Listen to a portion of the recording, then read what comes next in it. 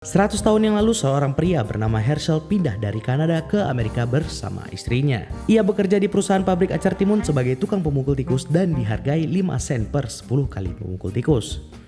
Namun suatu hari saat ia mengejar tikus ke atas, tikus-tikus tersebut mulai membalas dendam kepada Herschel dan membuat dia terjatuh ke dalam wadah acar tanpa diketahui orang lain. Beberapa saat kemudian perusahaan itu pun bangkrut dan menutup usaha acarnya. 100 tahun kemudian seorang anak menjatuhkan drone ke perusahaan yang sudah ditutup lalu mencoba masuk ke dalamnya. Dan mereka mulai membuka drum acar itu. Mereka kabur karena kaget bahwa ada seorang pria yang keluar dari tempat acar tersebut. Herschel menjadi terkenal karena acar tersebut membuat dia awet sampai 100 tahun kemudian. Setelah wawancara selesai, dia bertanya kepada ilmuwan tersebut apakah istri saya masih hidup. Namun ilmuwan itu berkata bahwa istrinya sudah mati 80 tahun yang lalu. Si pria itu marah dan memukuli ilmuwan itu. Akhirnya si ilmuwan itu berhasil menemukan cucu dari pria tersebut. Dia sangat bangga karena cucunya sudah ditemukan. Lalu setelah Herschel bertemu dengan cucunya mengajak Herschel ke apartemennya. Herschel kaget bahwa teknologi saat ini berkembang dengan sangat cepat. Setelah sampai di apartemen, cucunya mulai mengajari cara menggunakan mesin pembuat soda. Dan Herschel sangat kaget karena dunia memang sudah sangat berbeda. Beberapa saat kemudian, Herschel heran karena dia tidak menemukan di mana foto keluarganya. Dia bertanya kepada cucunya bahwa ia ingin melihat foto keluarganya. Herschel kemudian bertanya tentang semua keluarganya kepada cucunya. Cucunya mulai memperkenalkan aplikasi yang dia buat bernama BookBob. Dan dia teringat bahwa dia ingin mengunjungi makam istrinya. Lalu cucunya menerimanya. Setelah pergi ke makam istrinya, dia kaget bahwa makam istrinya kotor dan tidak ada yang merawatnya.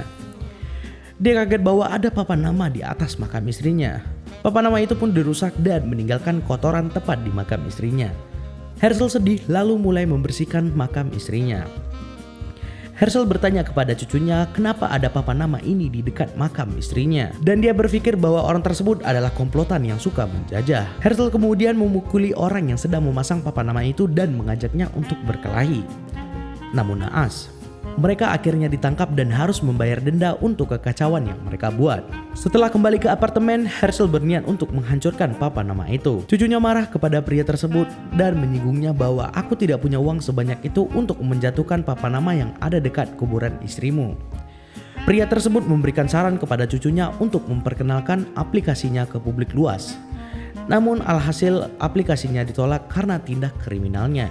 Cucunya marah lalu menyalahkan dan menyinggung kakeknya. Lalu kakeknya menantang cucunya bahwa dia bisa mendapatkan $200.000 dari berjualan acar. Herschel kemudian pergi ke minimarket ingin membeli sebuah timun. Namun karena dia tidak punya uang, ia lalu mencari timun dan garam bekas di tempat sampah. Ia kemudian mencari toples bekas lalu mencuci botol tersebut dan mulai membuat acar.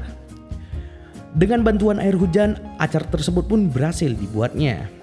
Keesokan harinya dia membuka kios di pinggir jalan dan ada 2 orang yang ingin membeli acar dari pria tersebut. Lalu akhirnya Herschel menjadi terkenal akibat acarnya yang sangat enak dan omongannya yang sangat kotor. Cucunya yang kesal akibat kakeknya berhasil, dia ingin membuat kakeknya jatuh dengan memanfaatkan bahwa acar itu tidak lulus uji kesehatan.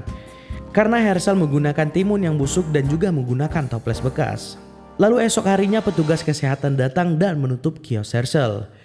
Herschel tidak boleh berjualan sampai ia selesai untuk membayar denda sebesar $12.000 Amerika. Akhirnya pria tersebut tidak menjual acarnya kembali. 2 pembeli pertamanya menyarankan bahwa dia cari karyawan saja. Namun Herschel tidak bisa membayar karyawan tersebut. 2 orang tadi menyarankan untuk mencari karyawan magang saja. Karena mereka tidak dibayar sedikit pun dan dia langsung mencari karyawan tersebut. Cucu Herschel pun kaget, bukannya kakeknya jatuh, malah dia tambah sukses akibat acar yang dibuatnya sangat enak dan sudah masuk standar kesehatan. Cucunya kesal karena investornya tidak mau bekerja sama dengannya, melainkan dia bekerja sama dengan kakeknya. Herschel kembali ke apartemen cucunya dan mengatakan bahwa aku sudah berhasil menghancurkan papan nama itu. Lalu aku putuskan kembali kepadamu karena aku yakin kau akan sendirian.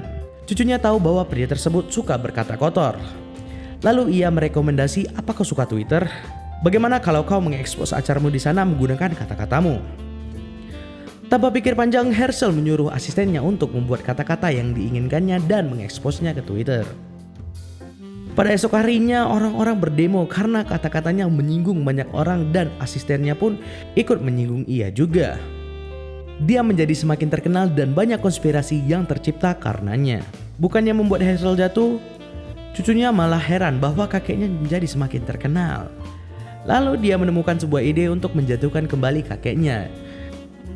Dan rencananya pun berhasil membuat kakeknya dikejar-kejar oleh orang Amerika karena ia berbicara yang tidak layak dan mereka ingin mendeportasi Herschel kembali ke negara asalnya. Pria tersebut pergi ke apartemen cucunya dan dia mengatakan bahwa bawa aku ke Kanada dan aku tidak akan pernah kembali lagi kemari. Lalu cucunya menerimanya. Sesampainya di perbatasan Kanada, mereka mulai berjalan kaki dan banyak hal yang terjadi. Cucunya terjatuh, lalu kakeknya mengobati luka cucu tersebut. Cucunya menyadari betapa baik dan peduli kakeknya kepadanya, tapi kenapa dia berniat jahat kepada kakeknya? Saat mereka dikejar-kejar oleh polisi perbatasan Kanada, mereka lalu bersembunyi. Cucu Herschel mengatakan sejujurnya bahwa dia yang menjatuhkan kakeknya.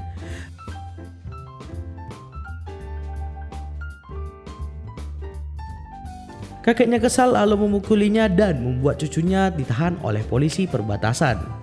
Dan kakeknya kembali pergi ke Amerika. Setibanya Herschel di apartemen cucunya, dia melihat sesuatu bahwa cucunya sebenarnya peduli kepadanya dan merasa bersalah atas apa yang dibuatnya. Lalu ia pergi ke tempat cucunya berada dan meminta maaf kepadanya.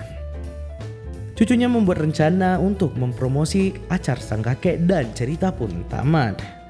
Baiklah, sekian dulu dari saya. Kita akan berjumpa di lain waktu dengan seri Alur Cerita Film.